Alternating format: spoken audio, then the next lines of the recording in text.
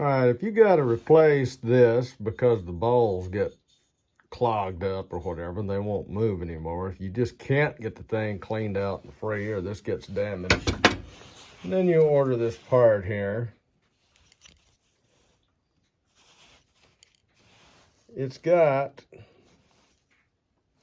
at least the original ones do, they have what that's called is a tension pin. It's not a roll pin, it's a tension pin. And this is approximately, I had to take an 1/8" rod and grind it down, or you can get, I believe it's a 7/64 center punch, or not a pin punch, not a center punch. Only push it out about to there so that you don't have to restart this.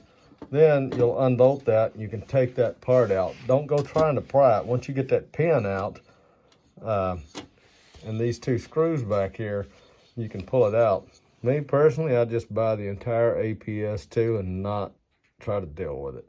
Hope that helps somebody.